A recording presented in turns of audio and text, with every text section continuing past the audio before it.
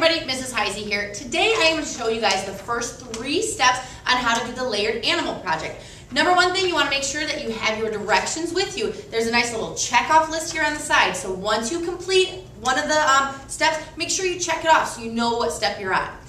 Next, you're going to want to make sure you put your name and hour on the paper. Once you do that, if you leave your paper laying around, I'll put it in the lost and found instead of just throwing it away. Alright, so let's get started. Step number 1 says pick a design for your layered animal. See the teacher to get the pattern. Now, I have over 80 different animals for you to choose from. It's completely up to you. Some are very simpler, some are more complex. I don't care which one you choose, it's whatever you want to choose. Alright? I went ahead and I picked the Flamingo right back here. I did that for a couple reasons actually. For this demonstration, I want to show you some of the things that you need to be able to see on the patterns, how they can be a little bit complicated. Now, starting out, you see, oh, there's our Flamingo, pretty simple, just got a few little things. You'll notice that it's got a complete picture of what your animal is going to look like when you're done.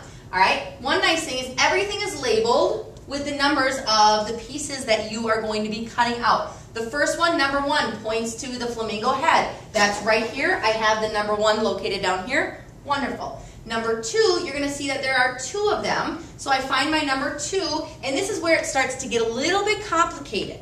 Okay, number 2, it tells us we need to cut 2 of them. This is what it's pointing at right here. You got to follow the arrows. So it's pointing to this line, not our outside line here. You'll notice that's number 3.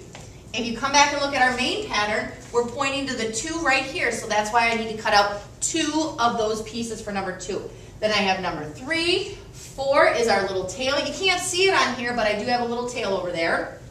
5 are the legs. You'll notice on these legs, it says I need 1/8 inch diameter. Okay, so I have little dowels if it calls for 1/8 inch diameter.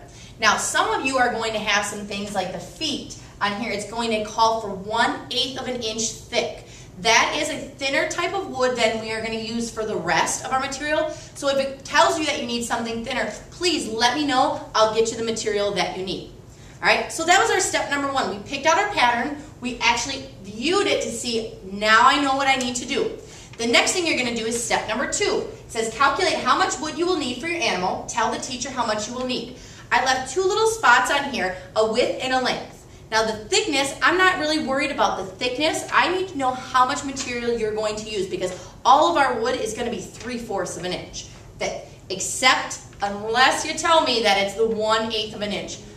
So what I need to do is I need to measure around my pattern to make sure I get enough material. You will notice when you get your pattern that there's kind of these light black lines that go around the edges of them. Tell you what, it was a mistake from photocopying, but it worked out into our advantage because now all you have to do is measure around those lines. You'll notice I went ahead and my light on the bottom got really light, so I highlighted it red, and I went from one end of my pattern to the other, and I made it to 10 1/4. That's what my measurement was. So on my sheet here, where I have length, I would write in 10 1/4. Then my width from here to here would be my 5.5 inches. So I would just simply write down 5.5 inches. Now, once you have steps 1 and 2 completed, the third step, it says trace the design onto wood using carbon paper. Do not throw away your pattern. You will need it for assembly. So make sure you still hang on to your pattern. A great place to keep your pattern and your directions would be in a folder or in your locker in the classroom. Now, once you have your stuff ready, you're ready to trace it on carbon paper, you're actually going to need to come to me and I will get you however much wood you need from step number 2. Once you have that, you are simply going to, I'm going to need grab my pattern quick. You're simply going to come up to the teacher's desk and I have carbon paper. Okay, this is our carbon paper. You're going to notice that there's 2 sides of it. There's one side that's kind of shiny and it has some words on it. Or there's another type of carbon paper in there that has a white side to it. That we want to make sure is facing up. The other side is more of a matte, and it feels a little bit different. That's what we're going to have laying down on our material. Okay, that's what's actually going to give us our print for us.